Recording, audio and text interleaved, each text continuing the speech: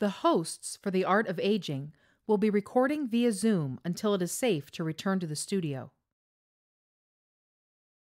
The Ruth Frost Parker Center for Abundant Aging presents The Art of Aging. Information and tips on how to experience life more abundantly as we age.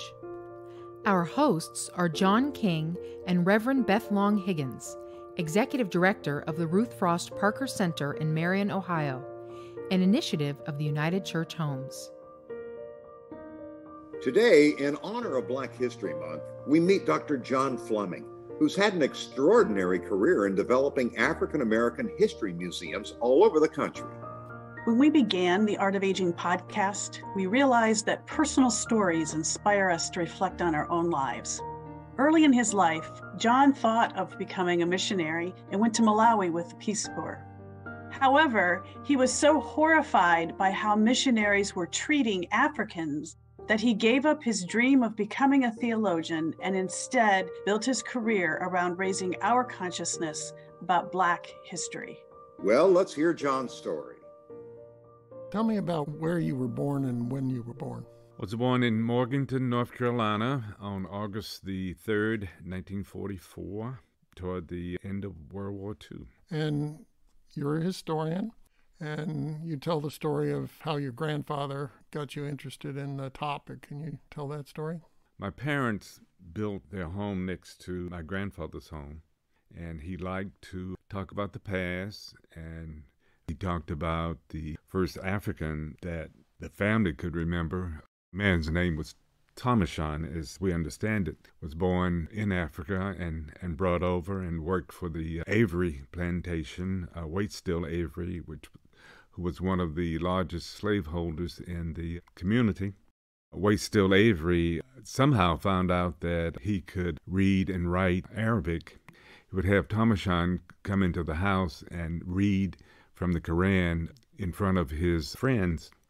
Eventually, Waitstill Avery felt like Thomashan would cause some difficulty among the other slaves, and when Thomashan asked if he could go back to Africa, he agreed on the one condition that he provide 4 Africans in his stead.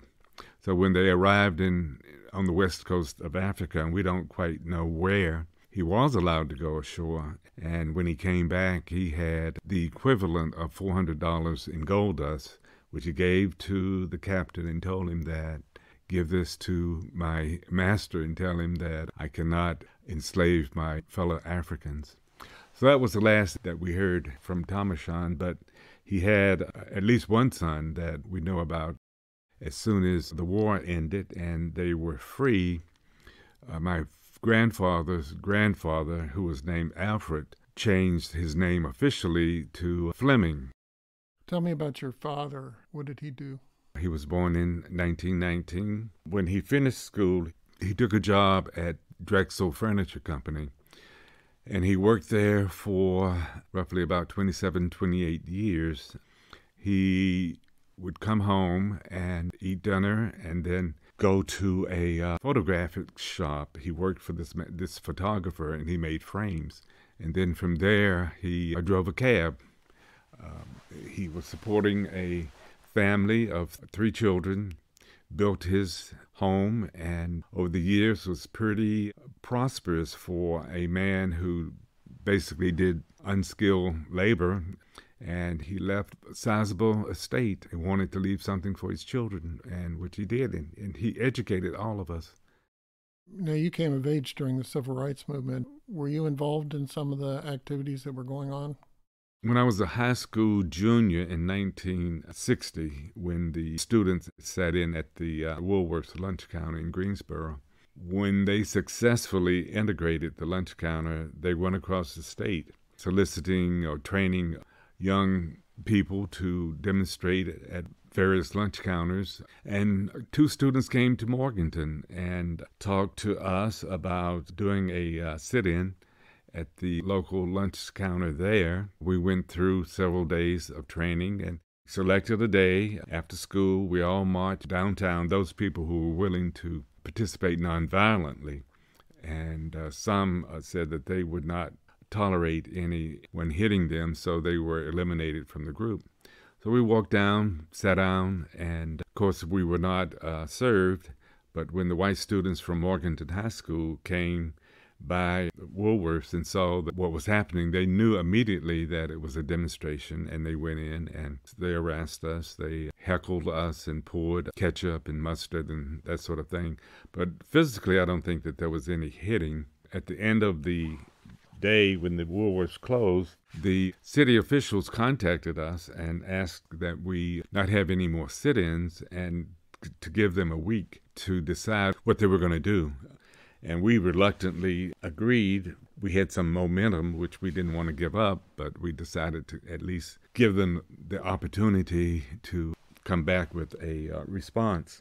And a week later they did, and they decided that they would integrate all places of public accommodations at once, and that was the end of that. We had no more demonstrations. So you went to Berea College in Kentucky. What was going on then?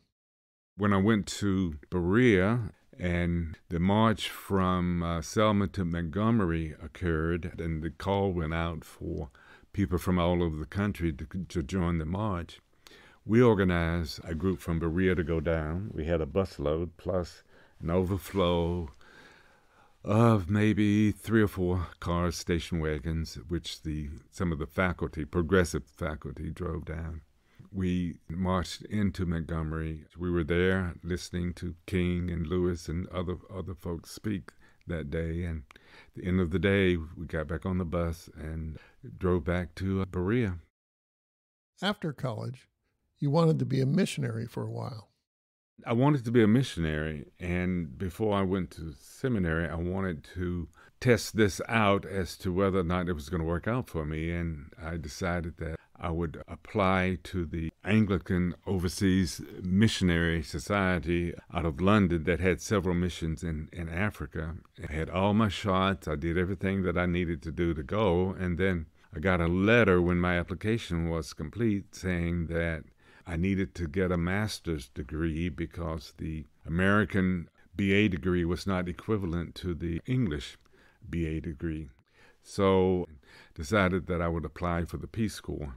The only program that they had open at the time was an agricultural program in Malawi. And interesting enough, when I got there, one of the first things that I did was to go up to Fort Johnson to look at the Anglican school where I would have taught. And it turned out that that school did not have one teacher who had a BA degree, nor did the principal have a BA degree. So the decision not to have me in that school was not made by the Africans, but was made by the people in the Anglican Church. So that's how I got to Malawi, and I was there for 2 years in the Peace Corps. And there was something about your experience that made you less interested in being a missionary or being in the Peace Corps. There were missions all over Malawi, and it didn't matter whether they were Catholic or Protestant or evangelical. They treated the Africans pretty badly. It was the same colonial attitude that the colonial government had. And I remember one of my friends was telling me about the school that he went to and how they had all of these fruit trees, but they were not allowed to pick fresh fruit. If they wanted fruit, they had to get the rotten fruit that had fallen to the ground. And once we were going to Zambia to a game reserve, there were a group of us, maybe 5 or 6, and we needed a place to stay overnight, and we stopped at this mission, and we asked if we could spend the night there. And initially they said no, but then I guess they thought about it and said we could sleep in their garage, which we did. And the next day we asked if we could wash up in their bathroom, and they said no, but we could use the hose outside in the yard. And that was sort of the attitude. And I was traveling to visit a friend, and it took me so long to get there. It was dark, and I still had a mile to go to get to their village. And it was pretty dense jungle that I had to get through and had no light. And so I decided to ask these Catholic monks if I could stay at the monastery overnight until I could see where I was going the next day. And they said no, I couldn't. I asked if I could sleep on the porch, and they said no, I couldn't. So finally, I was able to borrow a flashlight from some British volunteers and just headed out into the dense jungle and got to my friend's village around 9 or 10 o'clock that night. But those were the sorts of encounters that I had with missionaries, and the way that they treated the Africans, or people of color for that matter. So it made me decide that I did not want to be associated with religious groups in Africa. So you got your graduate degree at Howard University. When I came back from the Peace Corps, I wanted to go to a historically black college, and Howard was the best. So I worked full-time and went to graduate school full-time until the next year when I got a Ford Foundation fellowship, which allowed me to not have to work. Howard was really an exciting place. I majored in history, and afterwards I worked for the Institute for the Study of Educational Policy for about 5.5 years. Is that part of Howard? Yes. It was funded by the Ford Foundation, and I was an adjunct in the Department of History. And during that time, I became active in the Association for the Study of African American Life and History and worked with some of the top historians. John Hope Franklin had been a former president. Rayford Logan had been a former president. Charles Wesley had been a former president. So these were my mentors and people that served as advisors to me through most of the museum projects that I worked on over the next 30 years. So at some point, the president of Central State, how did he choose to solicit you to come work on the museum? So we were having dinner one evening after a board meeting, and he indicated that the Ohio Historical Society had been charged by the state legislature to develop a national Afro-American museum. They were looking for a director and asked me if I was interested. And I always say that never having worked in a museum, didn't know much about museum operations. I knew they had a director and curator and some staff, but I didn't know exactly what these people did. So at any rate, I gave him my resume, and a year later, I was invited by the Ohio Historical Society to come out for an interview. And their position was they were looking for someone who had a solid background in African American history. And the Historical Society at that time had 62 museums, historic houses, sites, and felt like they could provide the in-service training that I needed to become a good museum director. So I worked out of the Ohio Historical Society for the first 6 or 7 years in planning the museum. And then you worked there for 20 years? Yes, 19 years. I thought that I would come out to Ohio, build the museum, and go back to Washington. And I didn't know at the time that the average museum takes about 10 years from an idea to a completed building. And while the museum was chartered in 1972, I think we were serious about moving the project forward in 1980 when I came out. And in 1988, we opened the museum with great fanfare. The governor of Ohio, Governor Celeste, wanted to open the museum when the president of Senegal was visiting Ohio, Senghor. And I said, well, the museum is not ready to open. The exhibits are not complete and all. And they were pretty insistent. So I said, well, why don't we have a ribbon cutting? So 3 months before the museum opened, we had an official ribbon cutting with the president and the governor. And then that September, we opened the museum. The state purchased the old campus of Wilberforce University for the site, and we renovated Carnegie Library as offices and storage facility and the research center. So all told, I would say the project had roughly about 55,000 square feet when it opened. And then you went on to working on a museum in Cincinnati. Well, back in the 90s, when the National Conference of Christians and Jews in Cincinnati decided they wanted to build a museum dedicated to the Underground Railroad, They came to me to, I thought, ask my advice, but these board members were really scoping me out as a potential director, and I wasn't willing to leave the Wilberforce Museum, but I did go on as a consultant, go down once a month, then once a week. And finally, toward 1996 or 97, I made the decision to take on the directorship full time. So I worked on that project until 2001, when I had a conflict with President of Procter & Gamble, who was head of the capital campaign, and he was charged with raising $100 million for the project. And he, over the years, had probably contributed $17, $18 million of his own money. So he felt like this gave him the right to dictate how things should go. And finally, I went to his office and said, John, his name was John Pepper. I said, John, I wouldn't presume to come over to your office to tell you how to run Procter & Gamble, so why are you telling me how to run this museum? So he admitted that he was wrong and that he would back off, and he backed off for about 3 days, and then he was back to doing what he wanted to do. So I told Judge Nathan Jones, who was co-chair with Harry Whipple, who was publisher of the Cincinnati Enquirer, I said, if you have about a year to rein him in, and if you don't, then I'm going to leave. And I guess they didn't believe it. I did decide to leave after the president of the Cincinnati Museum Center convinced me to come over and run the operation there. The Museum Center was a pretty big project from the outset. He put all 3 museums, the Children's Museum, Natural History, and History, under me, as well as the library, the research center, education programs, the science programs, and the journal for the Cincinnati Historical Society.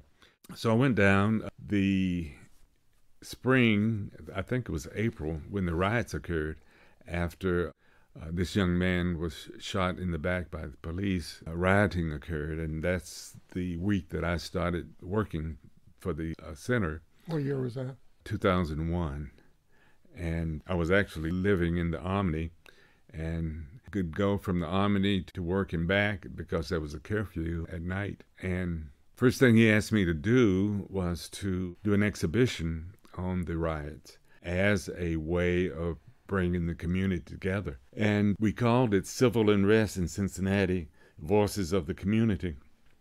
And I thought I had 1 or 2 years to put the exhibit together, and he said we needed to do it in 90 days, which was totally unheard of. But I had the resources, I had the staff, and together we interviewed people who participated in the riots, the local business community, the police, civic leaders, and we put all of those voices on monitors so that people going through the exhibit could actually hear. And we gave a brief history of rioting in Cincinnati because people were saying only black people riot. And as it turned out, up until 1968, all the riots that occurred in Cincinnati occurred because of white dissatisfaction, either with government or with the fact that there were too many blacks in the city or for various reasons like that. So people had an eye-opener in terms of the riots that had occurred previously. And we had what we call a whisper tunnel. You would go through this area that was blackened out, and you would hear things that white people said about blacks but wouldn't say in public, and you would hear things that black people said about whites but would not say in public. So that wanted people to think about these things as they went through the exhibition. And toward the end of the exhibit, they had the option of writing comments on the wall, participating in discussion groups about what they could do to make Cincinnati a better community. And then we asked them to write a postcard to themselves, making a commitment to bring about racial harmony in the city. And we told them that in 6 months we would mail this postcard back to you to see if you had followed up on your commitment. And that exhibit really involved a lot of people in Cincinnati, the National Conference of Christians and Jews, the ACLU, and other various groups. Corporations would take advantage of the fact that admissions to the exhibit was free. They would send their people through, and they could utilize conference rooms to talk about the experiences that they went through and what they might do to bring about change in Cincinnati. So that when the Union Terminal needed a major renovation to the tune of $250 million, the Cincinnati Museum Center put forth a levy, and the levy passed, and it just showed the commitment that the city had toward Union Terminal and Cincinnati Museum Center because of its commitment to the community. What was one of the most important museum projects that you've worked on? I think one of the more serious and important museums that I've worked on was the Mississippi Civil Rights Museum, and it was funded by the state legislature, and I really had my doubts about whether or not we would be in a position to tell the true story of what happened in Mississippi. It was so horrendous. But we met with the members of the Legislative Black Caucus, and we met with a member of the Mississippi Supreme Court, and they charged the team with one thing, and that was to tell the truth. And they would have no other conditions on the stories that we told. They kept meticulous records of the things that they did. They used everything from all sorts of tactics, including violence, to keep the state from integrating. So we had access to all of those records.